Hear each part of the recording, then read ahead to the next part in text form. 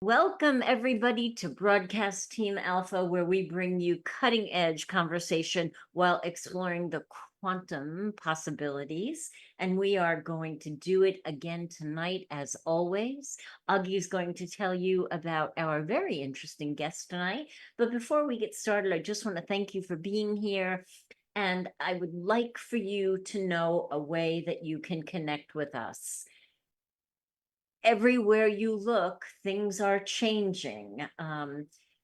People on social media are getting closed down, pages are going away, things like that are happening. So we want to create some inroads with you and stay connected. So you can go to broadcastteamalpha.com and go ahead and use the contact box and just, say, hey, just staying in touch and leave us your email address. This way, God forbid, if anything happens, we have a way to stay connected. And we'd love for you to join our community. We meet every Sunday, 2 p.m. for the Mastermind Connection. We get together and we go into the quantum realm with beautiful, loving intentions and visions and feelings. And it's amazing things that happen there. I mean, amazing things on the local level with family members of the people that join us being healed, animals that were lost being found before the time that our meeting is even over. And then some global things have happened as well. And certainly we're not the only ones intending for that, but all of us together, we're going to make the difference. So shout out to our friends over at Conscious Awakening Network.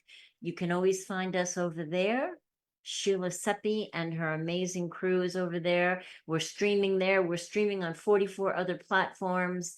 And if you would like to join us on Sunday afternoon at 2 p.m. for the Mastermind Connection, you can send an email to the Mastermind Connection, all one word, at gmail.com. We also meet Monday and Wednesday night. We watch a fun and interesting video, and then we talk about it, which is just lovely to have that kind of community and like-minded connections. So thank you for being here. Without any further ado, Aage, please tell us about our guest.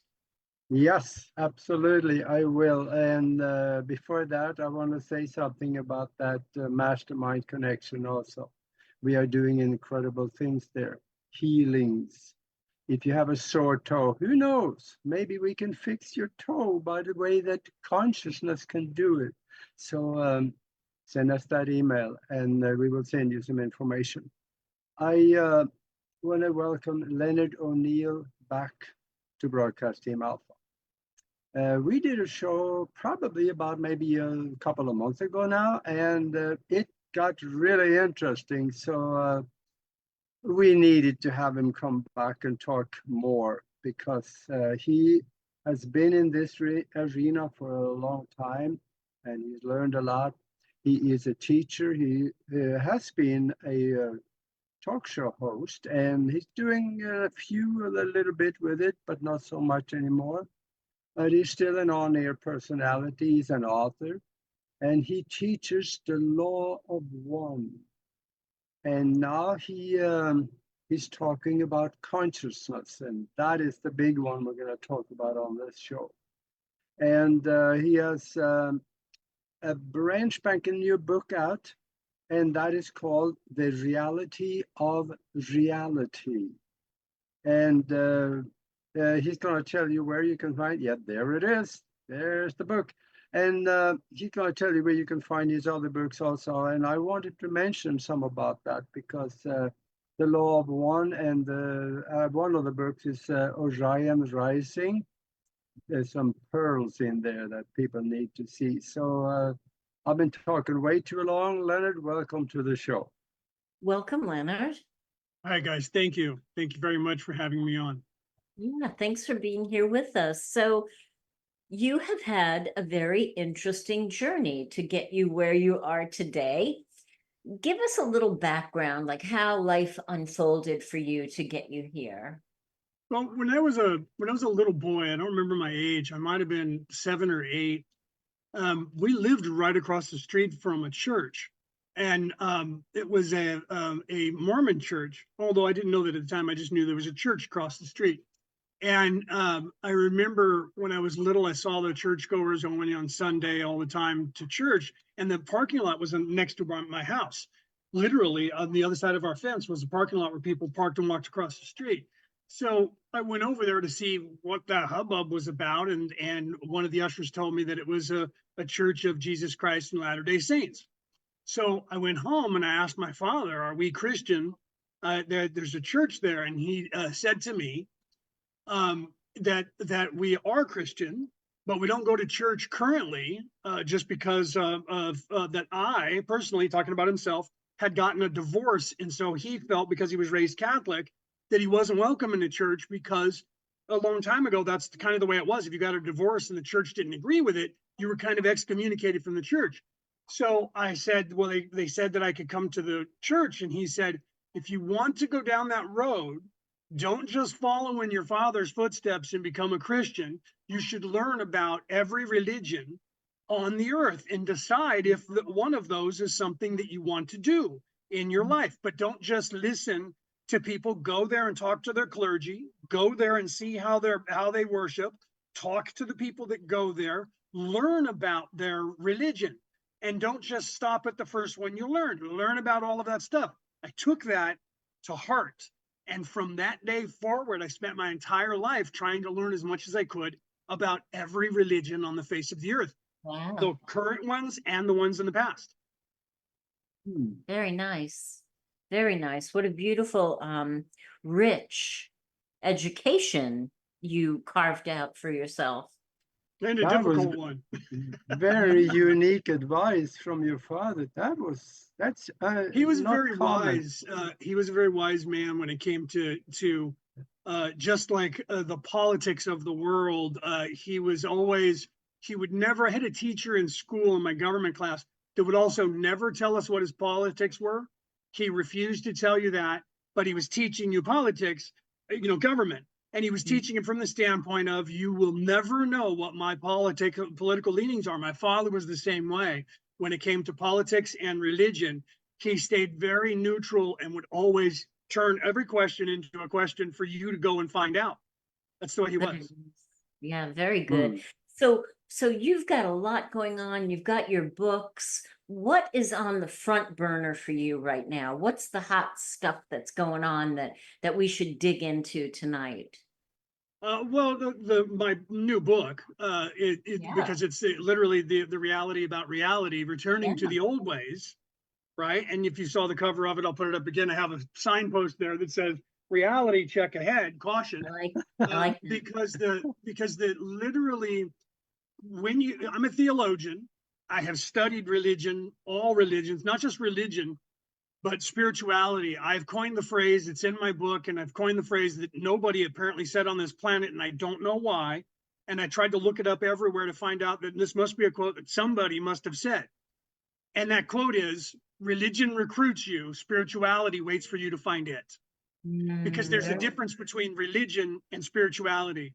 Religion is an orthodox organization, and usually these days, all of them are no different than a Starbucks or a Walmart or a McDonald's. Okay. And then there's spirituality, and spirituality is a personal relationship with God. Yes. And all of the prophets from all of the religions on the earth, none of them were teaching you that you should be in a religion. They were teaching you to have a personal relationship with God, all of them. And all of that has been obscured over time by organizations calling themselves the religion of this prophet. And they're not teaching what the prophet was teaching when the prophet was alive.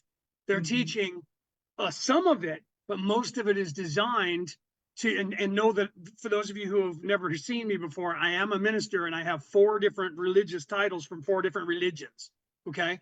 And it's taken me my entire life to get those. It wasn't something that I got overnight. So I'm not coming from a standpoint of I'm anti-religion, because I'm not. If it works for you, you should go down that road. Just like my father said, if you find a religion that fits for you, go there. You'll find that as you start to ascend, the Mhm. religious choice you make may change in your lifetime, and you may Yeah. start looking for other avenues. And this book that I'm putting out is that reality about that, what I've just explained to you, that the religions have been corrupted. Not all of the people in the religions and not the religion themselves, but what they're teaching you. If you look at the Catholic religion, for instance, and know that I've been knighted by the Catholic Church, so I'm not attacking the Catholic religion because I think that they shouldn't be a religion. They're still teaching in a way that is thousands of years old, where they used to teach that there was no schools. So what they taught you in that religion on Sundays was all of the information that you learn in school. Well, now we have public schools around the world. Most countries have schools and people are getting education, yet some of the churches haven't updated their curriculum to say, we don't need to teach that anymore. We can now teach other things. They're still teaching these old and antiquated ideologies to the world. And because of that, kids and adults are bored, because they're like, I get this in a regular school 9 to 5 Right. every day, Monday through Friday. I Yeah. don't need this on Sunday as well. But the churches are not paying attention to that plight, and people leave. The Right. churches Yeah. and the numbers dwindle because of that. Now, so the churches can change their curriculum, but they don't. So they don't teach you. I should have pulled it up. I don't have it in front of me. It's on my desk. I have one of the curriculum Bibles that they teach out of. And if you're a Christian anywhere in the world, you're getting taught by a 2-year, a 3-year, or a 5-year curriculum. And those curriculums aren't teaching you ascension anymore. They're teaching you how to get along with other humans and wait here for the bus to come get you, because Jesus is coming back in a big bus and he's going to get everybody who's ready. But no one knows when he's going to come back, because he's coming back like a thief in the night, quote unquote. Right. So my book is showing how much all of these religions knew back in thousands of years ago when they first started, and where in these Bibles that they're still there, but it's hard to see. It's now esoteric, so it's hard for people, unless they know what they're looking at, to understand. Because I don't say the word understand, because that's a militant maritime rule that says, do you stand under me? Do you submit to me? Right. So I teach understand, comprehension within yourself. Do you Yes. understand what's happening? Do you assimilate what's going on?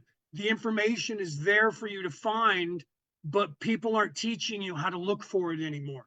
And that's Yeah. what this book is, the reality about reality, returning to the old ways, because all of these ancient religions that are around, the big 4, 5, 6, 7 religions, all date back thousands of years, and nobody is looking at what were they teaching then as opposed to what they're teaching now.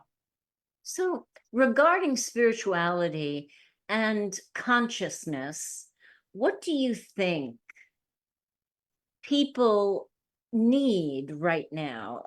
What do they need to understand? Like for people who are just awakening, right? They're just suddenly waking up and going, wow, I'm really drawn to spirituality, but I don't know where to go. I'm really drawn to learning more about myself and my inner workings, and I don't know how to begin that. What do you think is a good beginning suggestion for people? Knowledge. Knowledge is the key to the universe. Knowledge is the secret to awakening, to ascension, is just simply learning, right? But not learning only what somebody, just like my father said when I was 8, don't only learn what they're trying to teach you. When I was in school, I had a problem, then I'll get it right back to this. I had a problem with, I would go to class and I had to wait because I already got what was going on, and I saw that there was a bunch of other people that didn't. So I asked the teacher, can I do some work on my own and go ahead of the class? And the teacher said, no, you cannot do that, because you'll get it wrong. You'll get the wrong idea. You'll learn it wrong, and you won't know what you're doing. Wow. And that's what they teach you in religion. You shouldn't be reading these Bibles on your own because you won't understand what the Bible is saying. And that's a form of control. So Yeah. even if you get the wrong idea, it's a different idea from what they're teaching you. And you have to learn that you got the wrong idea. Okay. So the only way you can learn that you got the wrong idea is that you have to question so that you can then start to read on your own and learn on your own. And then realize maybe I'm not right about what I thought here, because when I thought I had the right idea and I said to other people, everyone said, no, bro, here's a part in the Bible that explains that. That's Yeah. what will happen, is you'll be corrected by somebody who knows, and you'll start to realize, okay, so I misunderstood that. Now you're learning. Now you're ascending. If you're not asking Yeah. questions and you're not going outside the boundaries, what you're learning is only what the orthodoxy wants you to know. And that is not ascension. That is not the way to get to heaven. It's not what they're teaching. And I think also that unless you are growing up in a spiritual family, coming in through religion is probably about the only way that it can. And that is okay. Use it as a stepping stone so you can reach higher consciousness knowledge. And you said knowledge is a good place to start up. Once you start diving in behind the curtain where the real knowledge is, oh, it's going to get interesting. You're going to get drawn to it. There is no escaping truth. All the stories in history, even the ones for children, are about that. The Wizard of Oz. You saying that about what's behind the curtain. That statement comes from the Wizard of Oz, right? Yeah. And what's behind the curtain, and questioning whether or not this loud voice that they were seeing was in fact some god. And the dog was not buying it. And the dog went over and grabbed the curtain and pulled it back. And they're, forget about that guy behind the thing, right? That's right. If you don't look around, is what Aage was getting at. If you don't look around and try and see what's behind that curtain, you're not going to wake yourself up, because you're just going to believe what they tell you. There's a reason that the television, everything that's on there is called a program. Exactly. Yeah. There's a reason it's called the program. Okay. Yeah. So, and it's the same thing with words. When you learn how to put words together in a sentence, they call it spelling. Right. There's a reason it's called spelling, because you're casting a spell. Words have meaning, words have power, words have energy. Thoughts have meaning, thoughts have power, thoughts have energy. Okay. So if you're being stifled in what you can learn, then that energy is being stifled to that level of whatever they're not allowing you to learn. And most of the people in these curriculums around the world in the churches, they don't know about it themselves, and they're also trying to help. You have to realize that when I say that about the Orthodox religions, it's 1%, and it's usually at the top, that are controlling everybody else. All of the people that are involved in all of the religion, I often talk of about all the religions, most of them are good people that are trying to, within the bounds of what they can teach you. And when you have a one-on-one, and this is why my father told me this, you have a one-on-one meeting with clergy, you're going to get far more spiritual knowledge than when they're on the pulpit teaching on a Sunday. Yeah, and I think also that a lot of the new science that is coming out actually is getting to the point where it is confirming some of the things that was said 2,000 years ago. Then let's take a quick little example. And as you know, this one guy, that we've been talking about here, he said, was supposed to have said that in my father's house there is many rooms. Now, for the people 2,000 years ago, that they were the ignorant masses that did not know where the sun went at night. They wouldn't understand that. But now we know there are planets, there are galaxies, there are rooms. And there are rooms within the consciousness, parallel timelines. There's all kinds of rooms here where there is stuff going on, and there are people and entities in it. So he was exactly right. It proves it. Yeah. But if you look at some of the religions, they believed that the sun was one god and the moon was a goddess, and the sun god was chasing the moon god. And throughout the night, the moon god would run across the sky, and then the sun god would come and chase the moon god. And then some people in other parts of the religion who were the feminine based said it was the opposite, that the sun god was running from the moon god who was chasing them, and that they was just going in this cycle around in circles, and that the sun wasn't a star and the moon wasn't a body that is It was a rotating around soap the earth. opera. It was a soap opera. They started back then. Yep. Yeah. And so So, you have to look, it's only when people looked outside the box, and some people did it to their own detriment. Okay. Socrates, 5,000 years ago, said, I believe that the earth is not flat, it's round. They tried him and convicted him of heresy and made him drink poison and die because he thought that the earth might not be flat because they believed it was flat back then. Okay.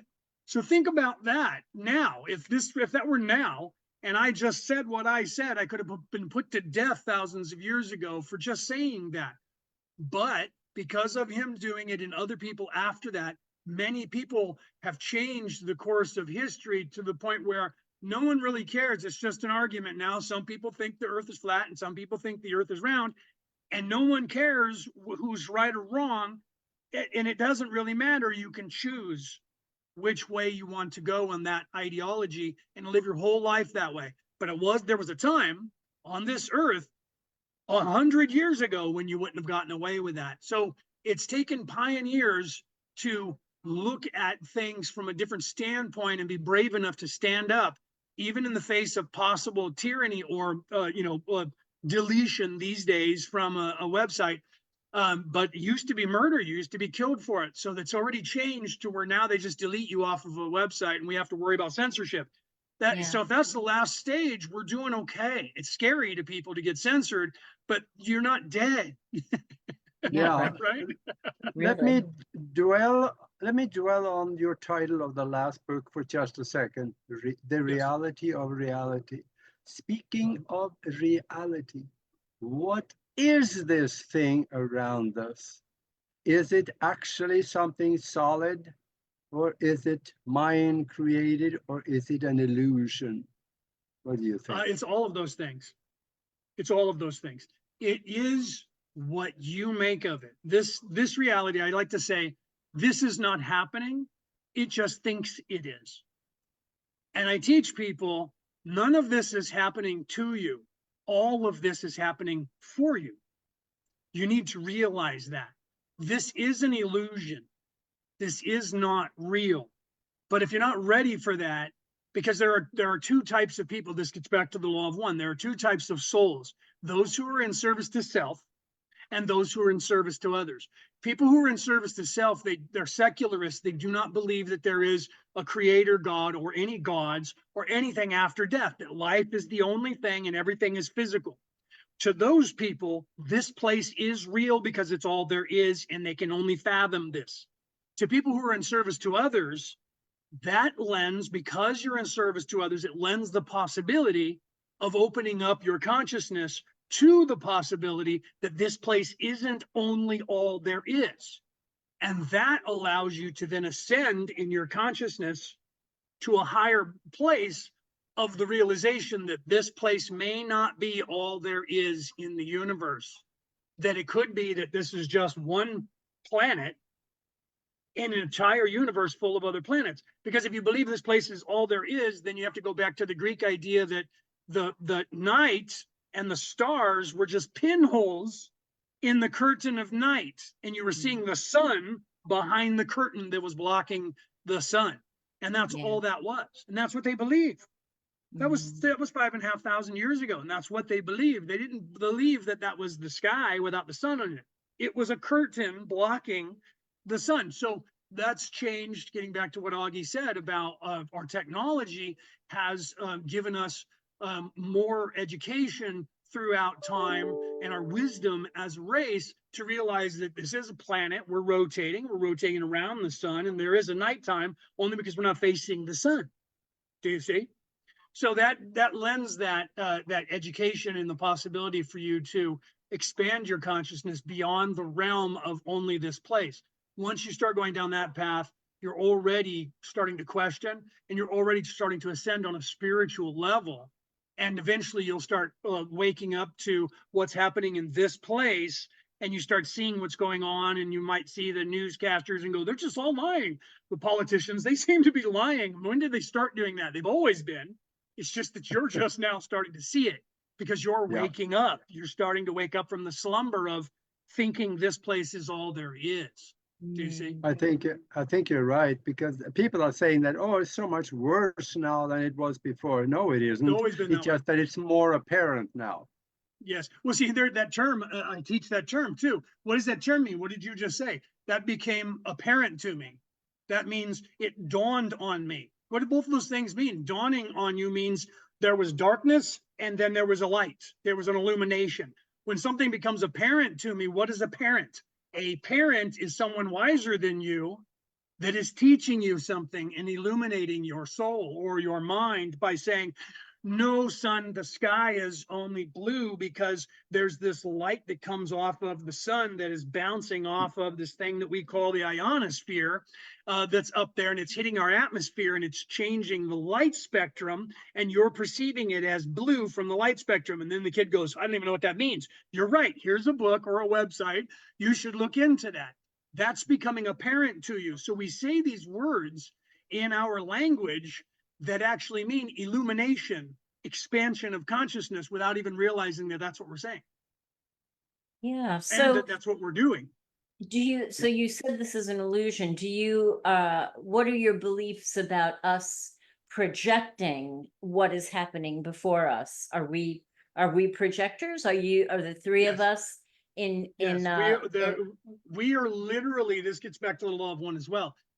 We are literally co-creating this reality, this illusion, second by second, nanosecond by nanosecond, by our thoughts. If you guys have ever taken a philosophy class, Philosophy 101 starts with allegories, and the first allegories that you learn about are the allegory of the cave and the allegory of the tree falling in the woods, which goes all the way back to Aristotle and Socrates and all those guys. And those are quickly, I'll give you those. The tree falling in the woods is, if a tree falls in the woods and there's no human there to witness it, does it make sound? That spawns an entire idea of reality. And is that reality actually happening if we're not creating it? Viewer created reality. The same thing with the allegory of the cave. In the allegory of the cave, if you take people and you tie them to a chair looking at the cave wall only, so they can only hear and see what's going on in front of them, and then you start a fire behind them, and all they see is shadows on the wall in front of them dancing to the fire that is projecting the light behind them, and then you let them live for the first 10 years of their life doing that, and that's their reality now. They only believe that what's going on is what's in front of them and what they perceive as that reality. And then if you take them out of that environment and walk them outside into the daylight of the cave, they are going to flip out and blow their mind, because they're going to now see colors, distances, no longer shadows. They're going to see some shadows, but not everything's going to be a shadow, and it's not going to be shaking. So it's going to freak them out until they get used to it. And then when they get used to it and you take them back in, they're going to realize that they were stuck in a cave. But until you remove them from that, they don't know, and that becomes the reality. The purpose of all of those is that your focus determines your reality. right? So Our then collective consciousness determines our reality. how does Holographic Universe fit into this conversation? I actually have Talmad's book right over here behind the Holographic Universe. Talmad's his book. Talbot, I think is how you say his name. I'd have to pull it up. But the Holographic Universe theory comes into play because science is just now catching up with what we believe in spirituality. Some of us theologians that are forward looking, is that the universe itself is a self-contained entity, and it is an illusion. And we're starting to prove that, because science is now, because of all of our technology and our computer programs, science is now looking at the universe and saying, wow, wait a minute, this is acting exactly the way our computer programs are acting. In fact, it looks just like our computer program. How can that be? Well, how that can be is because we are creators. We are co-creators of the universe, because the immortal skill that humans have is the ability to create. And that goes to every religion and every spiritual way of life on the earth, where people talk about the pneuma. That's an ancient Greek word that means the spark of life, the breath of God. Okay, the charm of making from the Celts and the Vikings, the Druids, and I'm a Merlin. The charm of making is about the breath of the beast, the breath of the dragon, the breath of life. It's the same pneuma.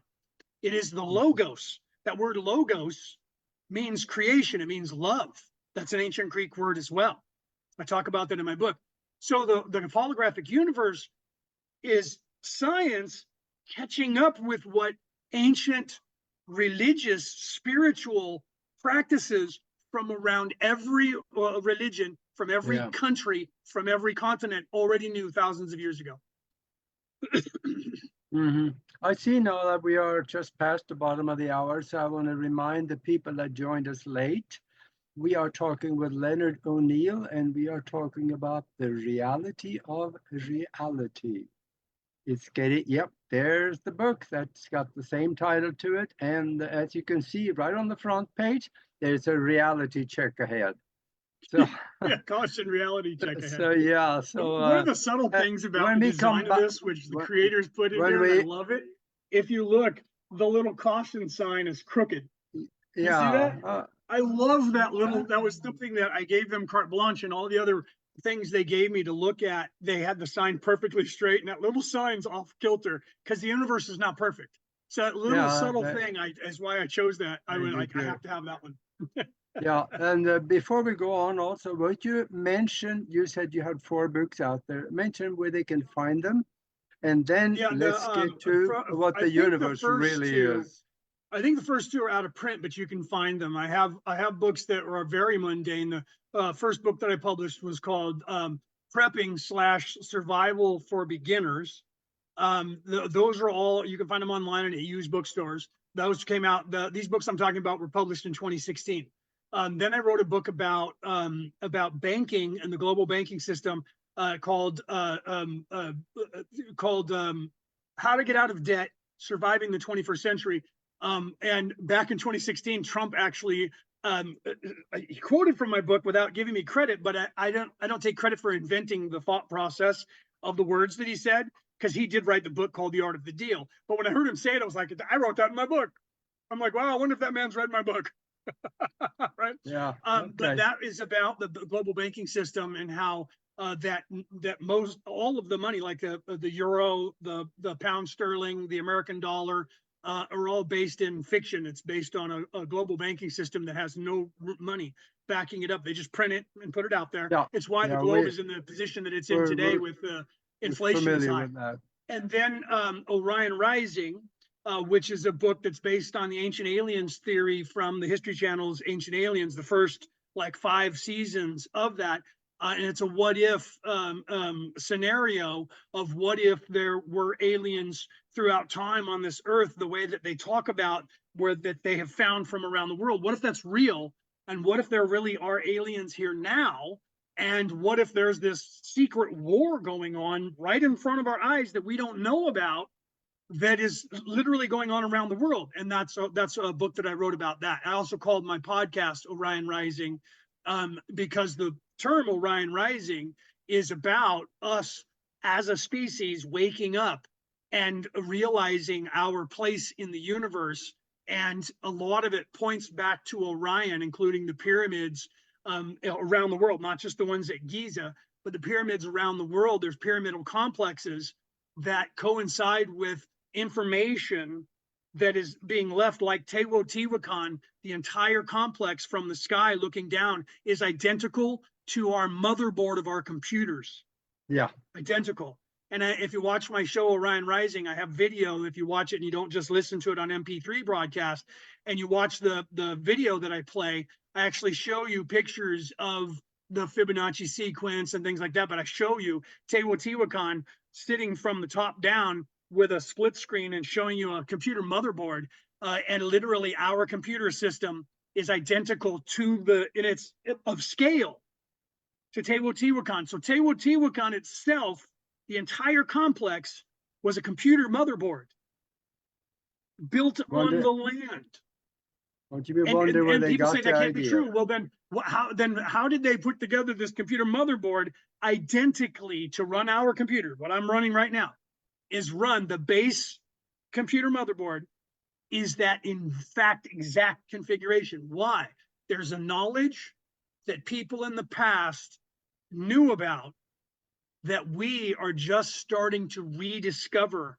And why is that? Because that knowledge was taken away from us at some point in the past. Yeah. And people are waking up to it now and starting to see this correlation around the world. Some of those people from the History Channel's Ancient Aliens started looking around and going, what if this is real and there was aliens here in the past and they gave us knowledge? And why is it that nobody in the industry is talking about it? Because it's not the narrative they're trying to sell you to make money. Yeah. Mm-hmm. Mm-hmm. Yeah. Same thing with religion. It makes you think. Things Where that did make they you go, get the idea? Yeah. But that's the idea. Socrates said 5,500 years ago, I can't make anyone believe anything. The only thing I can do is hope that I can make you start thinking for yourself. Yes. Mm-hmm. And I think That's that's so critically important, for everybody, whether you have a vast amount of knowledge than you already know, to question everything. But the people who are just coming into this can come in a little bewildered. Everything that I believed is falling apart. I mean, that's a very vulnerable feeling, but if we can just keep the emotion down, if we can just find a peaceful place and listen to that quiet, small voice within, we will be directed what to look at next. We'll be directed, oh, look at this book. It just came to me. That's how it begins to unfold. Yes, I'm seeing that. In this book, I actually described that to you, and I've been teaching this for 35 years, just exactly what you said. And we teach this, and I do this on my show, and other shows, and other people do the same thing. In fact, Eckhart Tolle also Yeah. does this 30-second meditation to teach the world how to move into the place that you're trying to achieve when you're meditating, which is moving into a higher vibration outside the reach of your ego and your speaking mind, your thinking mind. Why is that important? For the same reason that you just talked about, that Nori just talked about, is that if you're first now starting to see what's going on around you, and this is what I talk about in the description of my book, are you starting to question your reality? Are you starting to say, wait a minute, are they lying to me on television? When did they start doing this? Are the churches failing us? Is the news agencies lying? Are the politicians all lying? When did that start? It's always been going on. The thing that's changed is you and your perception. So those people, like you were saying, are confused and they go, what do I do now? This is why I wrote this book, The Reality About Reality, Returning to the Old Ways, to show you, or anyone, to teach you, here's some information that you need to know, that having this bit of knowledge, even if you don't believe anything that I say, if you think I'm lying about all of it, I say this on my show and in my teachings all the time, don't believe a word I've said. Assume I'm lying to you and look it up for yourself. Because as soon as you start questioning is the beginning of your breaking of your conditioning, and you're starting to split the veil and you're going to start ascending. So learning and looking and asking questions of every single thing around you is not a bad thing. In fact, critical thinking is what they don't want you to do. So That's that right. you should always do whatever people like that are trying to tell you not to do. Not saying jump off a cliff, because if everybody jumped off the cliff, would you jump off with them? Don't go out and try to end your life. But if you see that society is saying, don't read that, when you tell children, don't touch that stove, it's hot, you're going to burn your hand. 9 out of 10 kids are going to touch the stove as soon as you're not looking. I did. And I That's did. right. And you're going to burn your hand. But but you know that even when you tell them that, you hope that they learn from you, but eventually they're going to burn themselves. Why? Because they're curious, until that's drummed out of you by society. When you're a child, you're Exactly. curious. Curiosity killed the cat. Children are Yeah. curious. You come into this life trying to know what's going on. And then society tells you, don't do it, don't do it, don't ask, don't ask. We'll tell you what to think. Okay. Mhm. And if you get surrender to that, you will get caught in this place, and this is all you'll ever know. That's Yeah. okay if this is all you ever want to do, because Right. this is it. You're never going to get out of here. You're going to be just recycling and doing this. Or you can then go, you know what? And everybody's getting tired. They're like, there's got to be something more than this. There is. And there are millions, if not billions, of people on this earth that are trying to help you. All you have to do is let them. I'm not trying to sell you a religion. I'm not trying to make you believe something and brainwash you. I'm trying to go like this and say, look, I have tools here.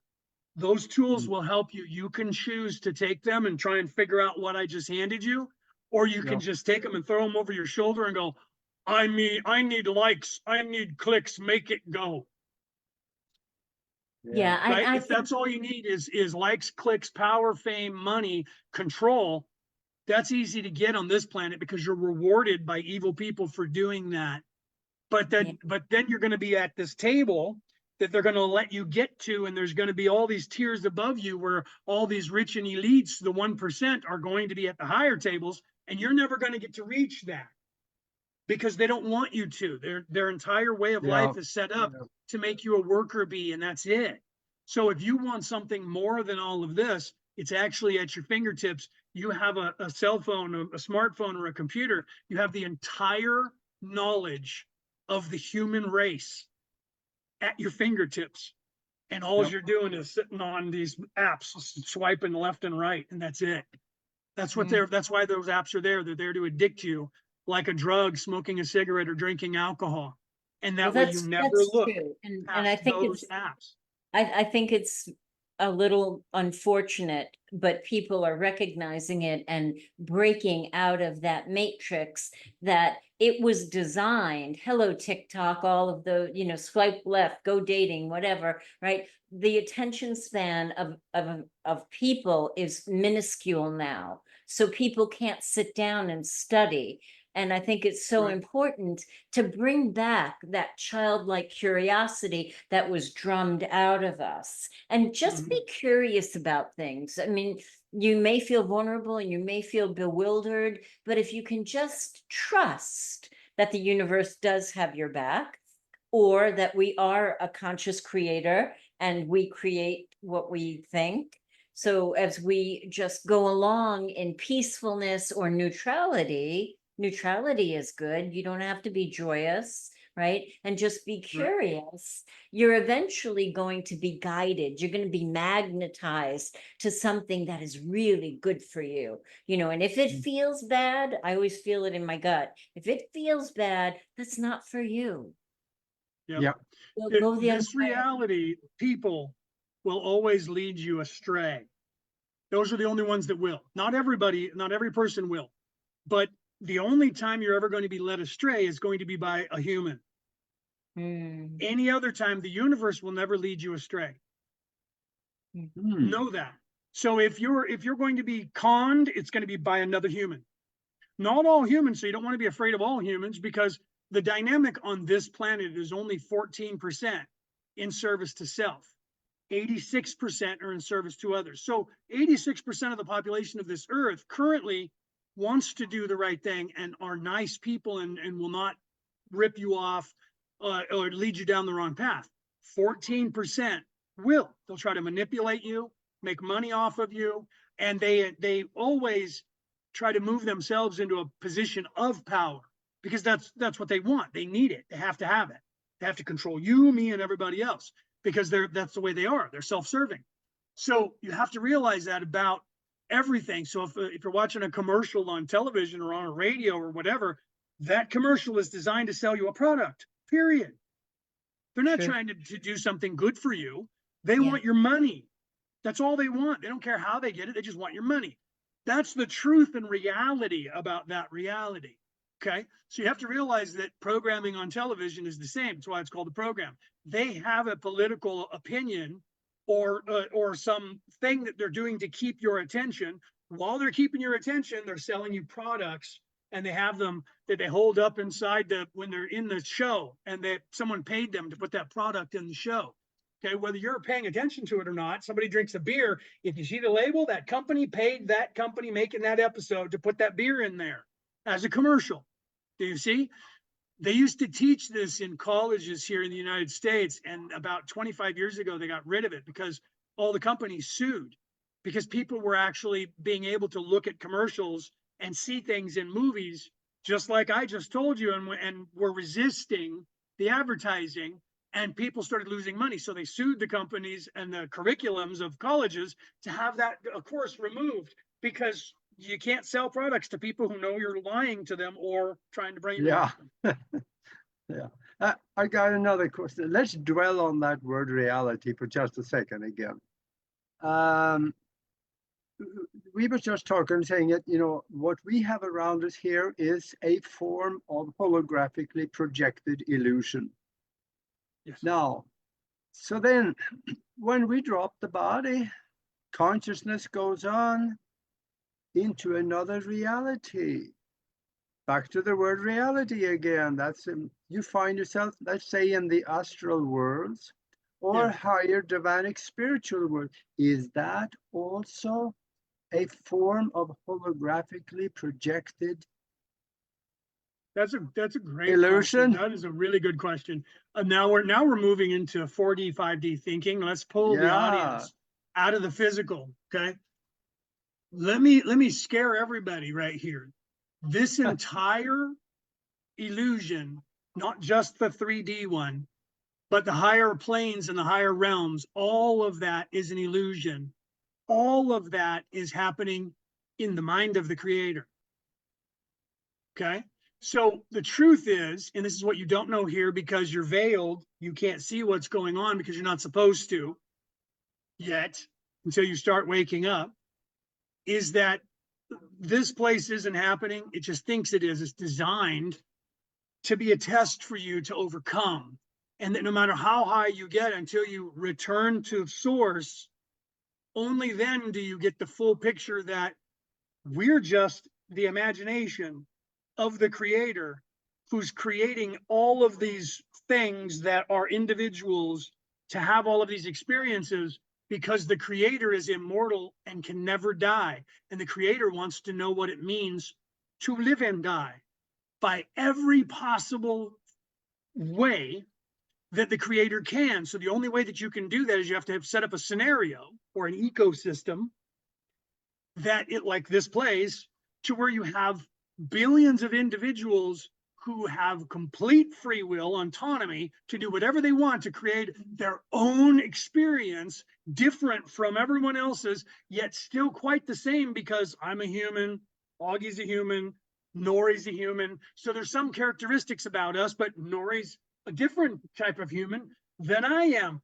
And I'm a different type of human than Aage is, because we're both from different races. But all of us are still, if you look at us, sort of from the same Nordic races from Europe, but we're from different places in Europe. So we're subspecies and sub creators and sub experiencers that are having completely unique perspectives of the same place that we live on, the same planet.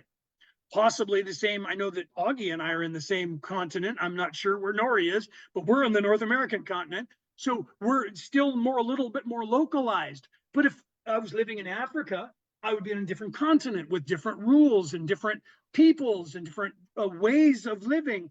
But yet we're all humans on the same planet. So we're having a structured experience, but separate from one another. And no matter how high up we go, that just continues in a different reality. To get back to what Aage was talking about, and what is reality but just what we call it, what we see in front of us, that is the place that we're in, that we all agree on. The sky's blue because we all agree to the physics structure of this earth. And because we're co-creating that second by second, nanosecond by nanosecond, we're holding it in place as this ecosystem. And we all know what a dog looks like. We all know what a cat looks like. We all know what a tree looks like. And so because of that, we're holding all of those trees. Then we have subspecies. we have oak and we have birch, and we have different trees, and we learn what those are. And some people have a profession to where they're arborists, and that's what they do. And because of that, they study the differences and similarities in all of these sciences around the world.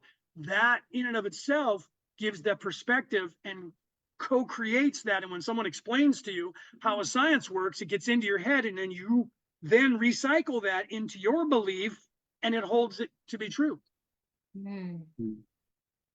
Mm-hmm. Right? Interesting. And somebody famous here in the United Yeah. States said once, all the, I think it was in the United States, that all the truths we cling to, right? We are all self-evident, right? Do you see? That's saying that we are all self-aware, and that we're all have a common structure to our reality. That's part Yeah. of a saying that had to do with the Declaration of Independence of the United States, right? That's right. Think about That's- that. Yeah, so I know that Einstein, about a year before his death, he made a comment in an interview somewhere, and he said that I have studied the universe more than most, and I have found that everything in this universe is made from the vibration of love. Yes. Yeah, the one thing Because he knew for certain was that the universe was created out of love.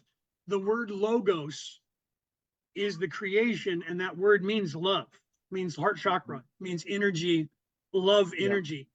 The creation can only happen out of love. So the only way that you can create is that you have to be in service to others, because you would create out of love to better something. If you're trying to create for yourself, you can't. And this goes to be true. Look in history at people who claimed that they created something, and you'll find that those people who are in service to self, you'll find that they didn't create something, they stole it from somebody else. Bill Gates, for instance. There's a movie about his life where he was sued because he's literally stole Windows from Apple and got it on the market first. Mark Zuckerberg. Oh. Smart, yeah, you can watch, there's a movie about Bill Gates that shows that he did that. He held up the Apple C and he said, I want this before they get it on the market. So all of his programmers took that apart and the programming and recreated it and called it Windows and got it on the market before Apple did, because they stole that from Apple. Wow. Okay. And they called it Windows. And I'm running a computer on that 10th generation away from that day when they did that. Mark Zuckerberg, when he was in college, he created supposedly Facebook. Well, he had a roommate that was his that was the co-creator. When he took Facebook and it started getting popular, that person sued Mark Zuckerberg and said he stole my algorithm from me. There was a big lawsuit that disappeared. Mark Zuckerberg never said, I won the case, and he was wrong and lied about it. There was a non-disclosure agreement signed, which means Mark Zuckerberg stole the algorithm and paid that guy off and had him sign a non-disclosure to not tell the world that he got paid. And Mark Yeah. Zuckerberg is now one of the richest men on the face of the earth. He's in service to self. He didn't create that himself. Yeah. Allegedly. I can't say that for certain because I wasn't there to find out what that case was. I just know that it just disappeared and no one talked about it. So either there was a non-disclosure agreement, or all of the parties said that, well, whatever we came to the conclusion of, we all agree. So somebody got paid a lot of money. And if you were Mark Zuckerberg, wouldn't you want the world to know? Look, I told you I created that. He lied, and here's the court case that I won. He never did that. Why? Yeah. Do you see? People who are in service to self cannot create, because you can only create something if you're trying to do it for other people. You can manipulate and control something if you are in service to yourself, but you can't create it. So the universe itself was created out of love, and everything else that is being created is being created by someone who is trying to help better society in some way. They're in service to others, And not self. speaking of service to others, I just want to thank you, Crazy Horse. Thank you, Margaret, for your super chat. We really do appreciate your generosity. Thank you so much. So we've only got about 3 minutes left. Aage, you want to? Yeah, we need you to let us know again where they can find your books. But I got a question for you first, and make it short because we only got 2.5 minutes now. So, Right. so if you could talk to the whole world and the world is listening, what would you tell them? Question everything. Question everything. Period. Okay. So you guys can find my book. I'll hold it up again. The Reality About Reality, Returning to the Old Ways. It is online everywhere. All you have to do is go onto whatever search engine that you use, type in The Reality About Reality, Returning to the Old Ways, and it will come up on searches. I have found it in 8 different countries so far, and that's just where I stopped looking for it. So it's available globally in every country. You just have to go to whatever search engine you like, type in that, and with my name, it'll come up. You can buy it and ship it to you, or you can go to my publisher, Author House. You can go to authorhouse.com, click on their bookstore, type in again that Reality About Reality, Returning to the Old Ways, and it'll come up, and you can buy it from them, and they'll send it directly to you. You can get it on ebook or Kindle, depending on what platform you use. That's all everywhere as well around the world, so you can put it on your device and read it there, unless you want to have a hard copy of the book. But I'm global, so it's out there. Just Wonderful. Google it, whatever you use. Wonderful. Leonard, thank Good. you so much for being with us tonight. It was very lively conversation, and thank you for what you're doing to assist during this ascension time. Thank you for your work. Yeah. Yeah. That's what I'm Aage? here Yeah. for. Thank you for having me. I'm here to serve. I'm here Yeah. to try to expand the consciousness of anyone who resonates with me, to help expand you or get you to start thinking for yourself. Beautiful. Just keep doing it. Beautiful. Thank you. All right, everybody. It was so good seeing you, Margaret. Lovely to see you, my friend. Lovely to see everybody in the chat room. Come back next week, and just a heads up, my new podcast is starting next Wednesday. It's 12 noon Eastern time, 9 a.m. Pacific. You're like, Nori, what the heck are you thinking? Daytime. But, I've discovered that there are a lot of people in cubicles at their desk with earbuds on, listening, driving to work, listening, eating lunch. So you can always do the replay. It's called Infinite Awakenings, the Quantum Quest. And we're going to be talking about everything that empowers people. I'm going to be reading from some books. Like the first book I'm going to read from is The Game of Life and How to Play It. Fabulous book. Back in the 1920s, Florence Scovel Shinn, who it's wildly law of attraction before law of attraction was ever spoken of. And then I'm going to have guests. I'm going to have guests, high-level guests, that for people who are just coming into this new crazy time, if they walked into that podcast, they'd go, what the heck are they talking about? My podcast is going to bring those high-level guests in, and I'm going to invite them to go back to the letter A, go from A to B to C to D, so that the people who are new to this don't have to end up going into a podcast that's at the letter W and not being able to really piece it all together. So I'm here for everybody who is just awakening, just, breaking out of a shell, wondering, where the heck have I been that suddenly now I'm here? This is so different, right? So come hang out with me, right? Wednesday afternoon, 12 p.m. Eastern, and Aage has the paranormal show on Sunday night at 9 p.m. Aage, or 8? I would do that at 7. No, that's 8 o'clock East Coast 8 time. o'clock. Okay, 8 o'clock. And then, of course, we've got the Thursday show, 7 p.m. We love you so much. We're so glad you're here with us. Tell your friends and your loved ones about us. If You think they won't think you're crazy? And if you think they'll think you're crazy, send them to my show, right? I'm entry level. People can just come dip their toe in the pond, and go, maybe I'll go knee deep, right? So much Yeah, love, but- everybody. Thank you so but- much. What, sorry. Crazy is good. So Crazy just is go so with good. it. Oh my God, crazy is so good. Yeah. Normality is an enemy to your giftedness.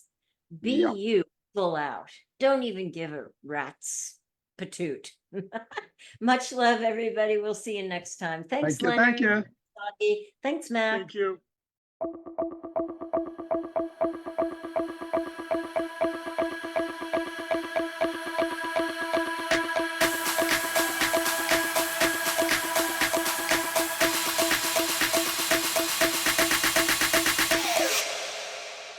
You